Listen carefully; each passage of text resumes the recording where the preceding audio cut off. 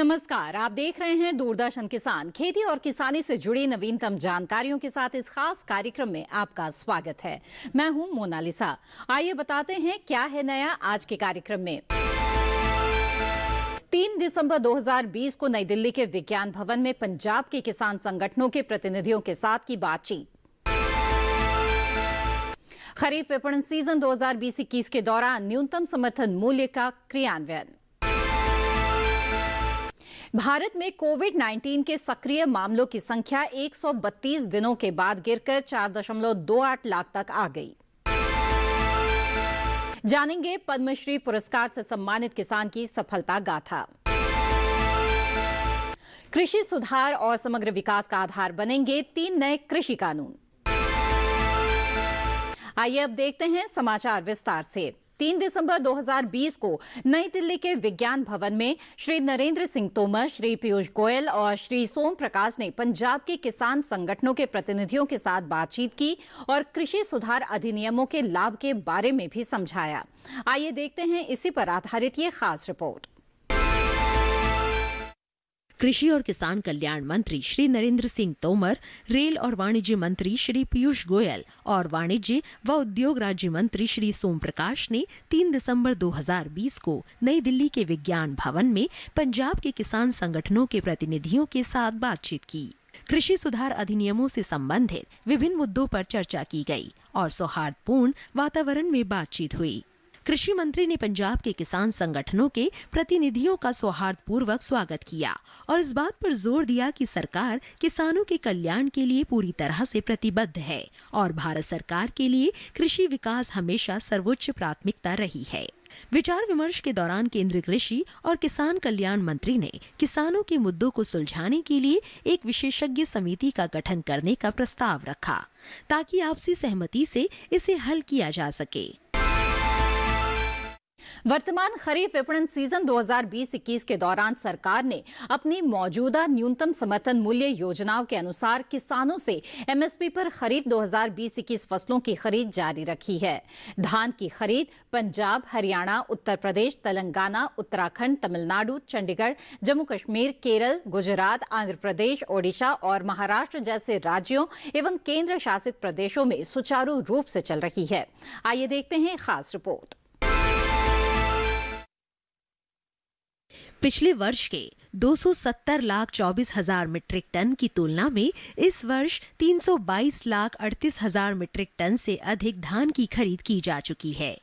इस प्रकार पिछले वर्ष के मुकाबले धान की खरीद में 19.29% से अधिक की वृद्धि दर्ज की गई है। कुल 60,865 करोड़ 69 लाख रुपए के एमएसपी मूल्य के साथ वर्तमान में जारी केएमएस खरीद प्रक्रिया से लगभग 30,41,000 किसान अभी तक लाभान्वित हो चुके हैं। राज्यों से प्रस्ताव के आधार पर खरीफ विपणन सीजन 2020 के लिए तमिलनाडु, कर्नाटक, महाराष्ट्र, तेलंगाना, गुजरात, हरियाणा, उत्तर प्रदेश, ओडिशा, राजस्थान और आंध्र प्रदेश राज्यों से मूल्य समर्थन योजना के तहत 45,24,000 मीट्रिक टन दलहन और तिलहन की खरीद के लिए मंजूरी दी गई थी। आंध्र प्रदेश, कर्नाटक, तमिलनाडु और केरल राज्यों के लिए खोपरे की 1,23,000 मीट्रिक टन की खरीद को भी मंजूरी दी गई। पीएसएस के तहत अन्य केंद्र शासित प्रदेशों से खरीद के प्रस्तावों की प्राप्ति पर दलहन, तिलहन और खोपरे के लिए भी मंजूरी दी जाएगी ताकि अधिसूचित फसल अवधि के दौरान बाजार दर एमएसपी से कम होने की स्थिति में वर्ष 2020-21 के लिए अधिसूचित एमएसपी के आधार पर इन फसलों के एफएक्यू ग्रेड की खरीद राज्य की ओर से नामित खरीद एजेंसियों के माध्यम से केंद्रीय नोडल एजेंसियों द्वारा संबंधित राज्यों में सीधे पंजीकृत किसानों से की जा सके। सरकार ने अपनी नोडल एजेंसियों के माध्यम से 590 करोड़ 26 लाख रुपए की एमएसपी मूल्य वाली मूंग, उड़द, मूंगफली की फली और सोयाबीन की 1,09,578.26 मीट्रिक टन की खरीद की, जिससे तमिलनाडु, महाराष्ट्र, गुजरात, हरियाणा और राजस्थान के 62,899 किसान लाभान्वित हुए। इसी के साथ कार्यक्रम में वक्त है एक छोटे से ब्रेक का। हम जल्द हाजिर होंगे। आप बने रहें दूरदर्शन किसान पर। ये कामयाबी है अन्नदाता की। ये कहानी है खेत और खलिहानों की। कैसे करें अपने पशुओं की देखभाल, जानिए गांव-गांव के किसानों का हाल। देखिए गांव किसान सोमवार से शुक्रवार दोपहर 12:05 पर।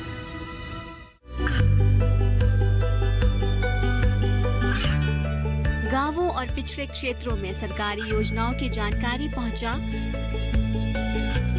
देश में कौशल और क्षमता विकास कर ग्रामीणों को सामाजिक बदलाव और विकास से जोड़ने की दूरदर्शन किसान की पहल चौपाल चर्चा देखें सोमवार से शुक्रवार सुबह 9 बजे।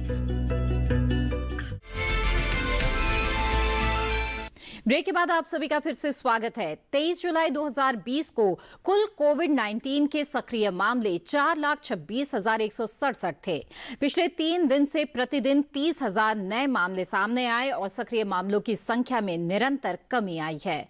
ये 132 दिन के बाद सबसे कम है। आइए देखते हैं एक खास रिपोर्ट। भारत के वर्तमान सक्रिय मामले कुल पॉजिटिव मामलों का केवल 4.51% है। पिछले 24 घंटों में 36,604 नए मामले सामने आए हैं और 43,062 रोगी ठीक हुए हैं। इस तरह पिछले 5 दिन से प्रतिदिन ठीक हो रहे लोगों की संख्या नए मामलों की संख्या से अधिक हो गई है। नए ठीक हुए लोगों की संख्या नए मामलों से अधिक हो जाने के कारण ठीक होने वाले रोगियों की दर आज 94.03% हो गई है। कुल ठीक हुए रोगियों की संख्या 89,32,647 है। ठीक हुए रोगियों और सक्रिय मामलों के बीच का अंतर धीरे धीरे बढ़ रहा है।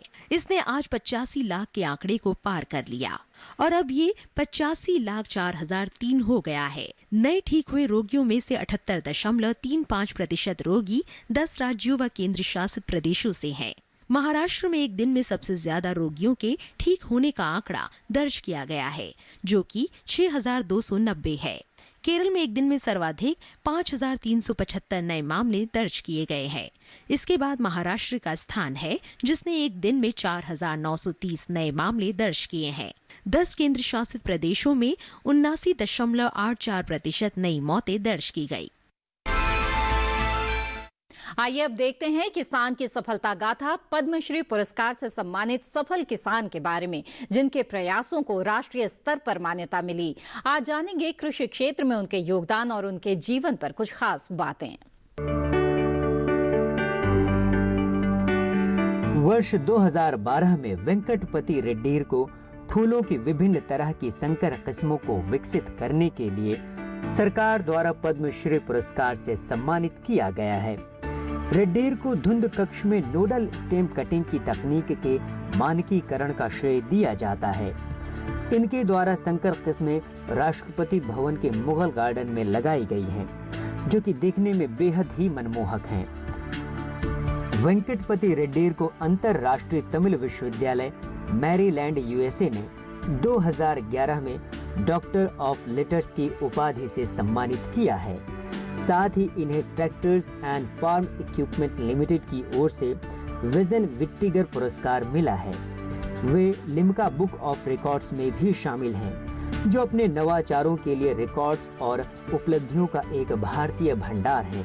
रेड्डी, जिन्हें भारत के राष्ट्रपति द्वारा राष्ट्रपति भवन में उनके साथ दोपहर के भोजन के लिए आमंत्रित किया गया था, इन्हें 2012 में भारत सरकार द्वारा पद्मश्री के नागरिक सम्मान से सम्मानित किया गया था। ये पुडुचेरी के पहले व्यक्ति हैं जिन्हें इस सम्मान से नवाजा गया है। वेंकटपति रेड्डी ने क्रॉसेंड्रा और रोग प्रतिरोधक कैसरीना जैसे पौधों की 100 से अधिक किस्मों को विकसित किया है। इनके द्वारा विकसित की गई क्रॉसेंड्रा किस्मों में एक नाम भारत के पूर्व राष्ट्रपति अब्दुल कलाम क्रॉसेंड्रा नाम दिया गया है।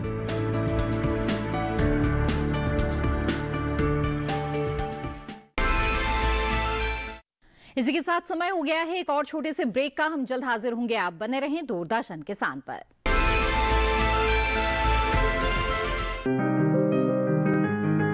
बीमारियों से कैसे कैसे बचेगी फसल, मवेशियों की मुश्किलों का क्या है हल, कहां से लाएं बीज, कितनी लगेगी खाद, किसानों के हर फोन का विशेषज्ञ देंगे जवाब। देखिए हेलो किसान लाइव सोमवार से शुक्रवार शाम 6 बजे।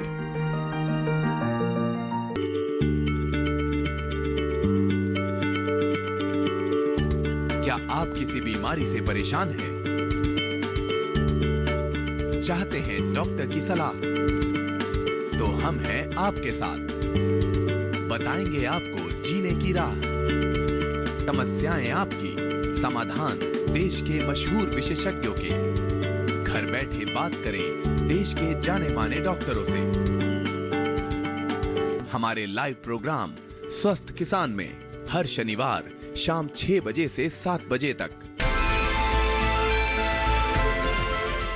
ब्रेक के बाद आप सभी का फिर से स्वागत है। देश में हो रहे कृषि सुधार और समग्र विकास का आधार बनेंगे 3 नए कृषि कानून। आइए जानते हैं इसके बारे में विस्तार से। मंडी प्रांगणों में खरीदी की व्यवस्था यथावत रहेगी। राज्य सरकारें मंडी प्रांगणों में अपने रेगुलेशंस को लगा सकती हैं, मंडी फीस लगा सकती हैं। जो बोली की व्यवस्था है मंडियों में वो यथावत रहेगी। तो मंडी का विकल्प किसान के लिए उपलब्ध है। उसी तरह जो हमारी व्यवस्था खरीदी की है, जो मिनिमम सपोर्ट प्राइस सरकार घोषित करती है और उस पर खरीदी की व्यवस्था करती है, खरीदी की व्यवस्था यथावत चालू रहेगी। किसान को विकल्प ये भी उपलब्ध रहेगा कि अगर बाज़ार के भाव नीचे होते हैं तो एमएसपी पे वो अपनी फसल को जैसे अभी बेचता है वैसे बेच सकता है। केंद्र सरकार और राज्य सरकारें मिलकर जो एमएसपी की व्यवस्था करती हैं वो एज इट इज़ आगे भी व्यवस्था रहेगी। जहाँ तक एमएसपी के ऊपर ड्यूरेशन बढ़ाने का सवाल है, एमएसपी का जो ऑपरेशन है वो निश्चित अवधि के लिए होता है। जैसे दाल, दलहन, तिलहन के लिए 90 दिन की खरीदी की व्यवस्था होती है। उसी तरह एफसीआई भी फूड मिनिस्ट्री के माध्यम से अपने दिन डिक्लेयर करता है, 45 दिन, 30 दिन, 60 दिन जब एमएसपी की खरीदी के दिन होते हैं।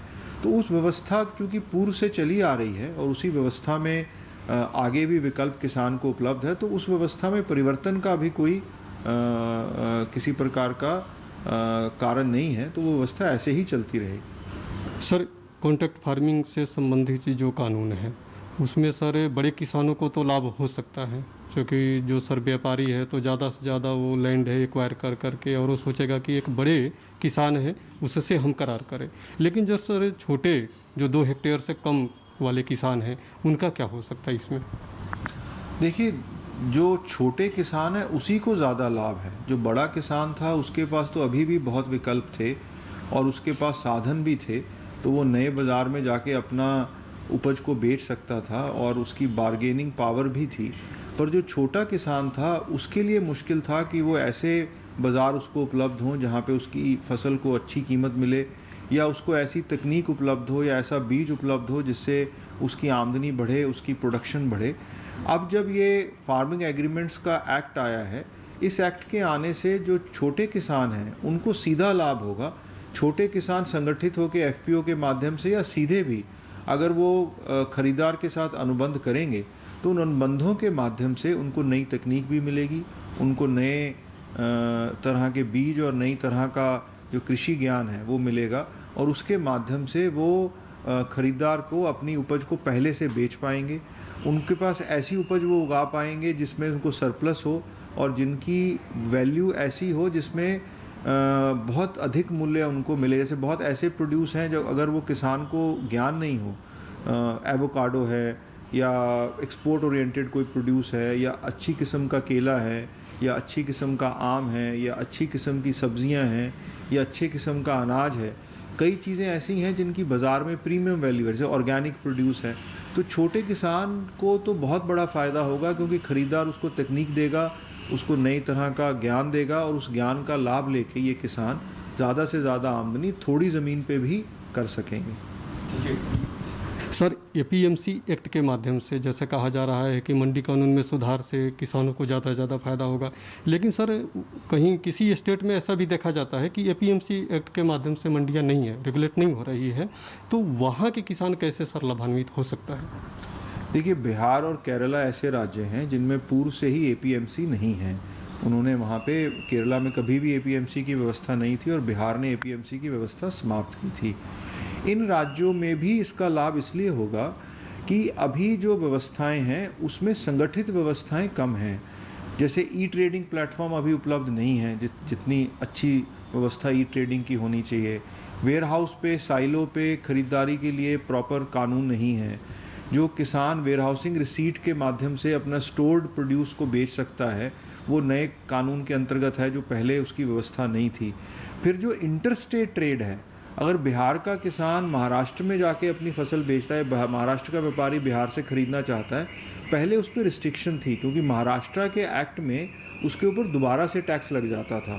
तो उसके ऊपर जो महाराष्ट्र का किसान है उसको जाके बिहार में खरीदने में ज़्यादा टैक्स देना पड़ता था।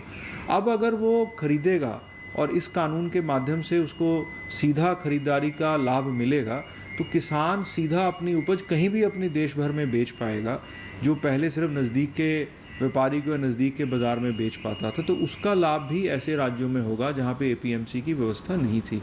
तो ये दोनों ही तरह के राज्यों में लाभ होगा। जहाँ पे मंडी की व्यवस्था है, एपीएमसी की व्यवस्था है, वहाँ पे नए विकल्प मिल जाएंगे, एपीएमसी की व्यवस्था भी यथावत रहेगी। और जहाँ पे एपीएमसी की व्यवस्था नहीं थी, वहाँ पे चूँकि नए विकल्प संगठित तौर पे मिलेंगे, तो उससे भी किसान को बड़ा लाभ होगा और ख़ासकर जो इंटरस्टेट ट्रेड के बैरियर्स हटे हैं, उसका लाभ किसान को होगा। अगर बिहार की, जैसे आपने सर बताया, केरला की बात किया, तो सर वहाँ पर एपीएमसी एक्ट के माध्यम से मंडियाँ नहीं हैं और ई ट्रेडिंग के माध्यम से भी ई नैम है, उसके माध्यम से भी लोगों के अवेयरनेस नहीं है, ज़्यादा जानकारी नहीं है, और इस तरह से अगर हम फ्री कर देते हैं तो फिर किस तरह से उनको फ़ायदा होगा? नहीं, ई नैम की व्यवस्था भी सिर्फ मंडियों में थी, तो इन राज्यों में ई नैम की व्यवस्था पहले नहीं थी। और ई नैम अकेला ई ट्रेडिंग प्लेटफॉर्म नहीं रहेगा, ट्रेडिंग प्लेटफॉर्म तो प्राइवेट भी आएंगे। ई नैम तो सरकारी ट्रेडिंग प्लेटफॉर्म था। तो क्या होगा कि नए एक्ट के आने से नई संभावनाएं बढ़ जाएंगी, जो मार्केटिंग की संभावनाएं हैं। तो उन राज्यों में जहाँ पे मंडियाँ नहीं हैं, उनमें भी नए विकल्प किसानों को मिलेंगे, प्रतिस्पर्धा बढ़ेगी, तो उनको भी लाभ होगा। और जहाँ पे मंडियाँ हैं वहाँ पे तो लाभ होगा ही, क्योंकि मंडियों की व्यवस्था को छेड़ा नहीं गया है। मंडियों में भी वो बेच सकता है और मंडी के बाहर की व्यवस्था अब सुदृढ़ हो जाएगी, विकल्प मिल जाएंगे। तो दोनों तरह के राज्यों में इसका लाभ होगा। सर, एसेंशियल कमोडिटी एक्ट के माध्यम से जिस तरह से अमेंडमेंट उसमें किया गया है कि अब जो स्टॉक लिमिट्स है उसको हटा दिया जाएगा, तो सर ये क्या उसको कालाबाजारी बढ़ने की संभावना है या किसानों की इससे फ़ायदा हो सकता है? देखिए, इसका किसानों को ही सीधा फ़ायदा होगा। जो एसेंशियल कमोडिटीज़ एक्ट जिस समय रिस्ट्रिक्शंस लगाई गई थी, उस समय भारत में जो एग्रीकल्चर प्रोड्यूस थी उसकी शॉर्टेज थी, तो वो जो परिपेक्ष था वो अलग था। अब जो है, हम सरप्लस इकॉनमी में हैं, हमारे पास हर चीज़ की अधिक मात्रा है, जितनी हमारी कंजम्पशन है उससे ज़्यादा हमारे पास प्रोड्यूस है। तो ब्लैक मार्केटिंग तो उस प्रोड्यूस की होती है जिसकी शॉर्टेज हो। तो इस तरह की जो अवधारणा है वो ख़त्म हो चुकी है भारत के बाज़ार में। अब तो हमें नए मार्केटिंग एवेन्यूज़ और अपने सरप्लसेस को कैसे हमें मैनेज करना है और कैसे उनको बाज़ार उपलब्ध कराना है, उस पर हमें कॉन्सेंट्रेट करना है। तो ये होर्डिंग वाला जो मसला है वो बहुत हद तक समाप्त हो गया। पर फिर भी अगर कोई इमरजेंसी सिचुएशन आती है, कोई ऐसी बात होती है कि बहुत अधिक कीमतें बढ़ गई, तो वो विकल्प अभी भी सरकार के पास खुला हुआ है कि अगर बहुत ज़्यादा कीमतें बढ़ती हैं या होर्डिंग की ऐसी इमरजेंसी की शिकायत आती है, तो केंद्र सरकार अभी भी उसमें रिस्ट्रिक्शन लगा सकती है, पर सामान्यतः रिस्ट्रिक्शन नहीं रहेगी। और जो किसान को लाभ होना है, जैसे मैंने पहले बताया कि एक व्यापारी है, उसको मालूम है कि वो 100 क्विंटल से ज़्यादा नहीं खरीद सकता, अगर ऐसा कानून में प्रावधान है। अब उसके पास साधन है, वो ज़्यादा खरीदना चाहता है, बाज़ार में आना चाहता है, पर चूंकि स्टॉक की रिस्ट्रिक्शन है वो बाज़ार में नहीं आ पाता। तो उतना व्यापारी बाज़ार से कम हो गया, तो उतनी प्रतिस्पर्धा कम हो गई। जब प्रतिस्पर्धा कम हुई तो किसान के जो ग्राहक हैं, जो खरीदने वाले हैं, वो कम हुए तो उसकी जो बोली लगी, या उसको खरीदने वाले जब खरीदने के लिए आए तो मांग कम होने से भाव कम हो जाते हैं। पर आज की तारीख में अगर कोई रिस्ट्रिक्शन नहीं है और सभी तरह के व्यापारी खरीदारी में हैं, उनको ये डर नहीं है कि इसके बाद मैं नहीं खरीद सकता, तो खरीदार बढ़ेंगे। और अगर खरीदार बढ़ेंगे तो प्रतिस्पर्धा बढ़ेगी, कंपटीशन बढ़ेगा, और कंपटीशन बढ़ेगा तो किसान की उपज की कीमत बढ़ेगी, और किसान की उपज की कीमत बढ़ेगी तो किसान को उसका लाभ होगा। तो हर तरह से किसान को कंपटीशन से लाभ होता है। तो जितनी रिस्ट्रिक्शंस हटती हैं, जितना रेगुलेशन कम होगा, उतना ही लाभ सीधा किसान को मिलेगा। इसी के साथ आज के इस खास कार्यक्रम में बस इतना ही। मुझे दीजिए इजाजत। आप बने रहें दूरदर्शन किसान पर। नमस्कार।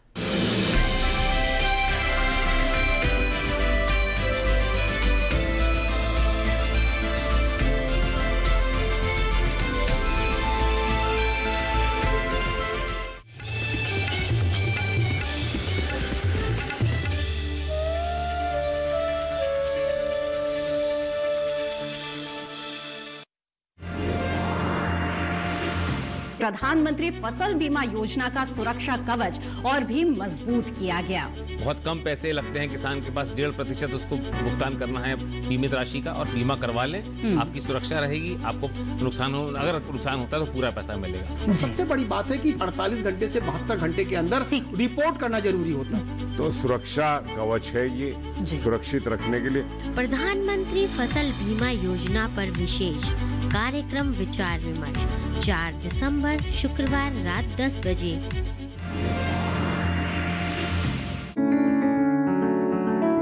महका महका घर आंगन, हरियाली से खिलेगा तन मन।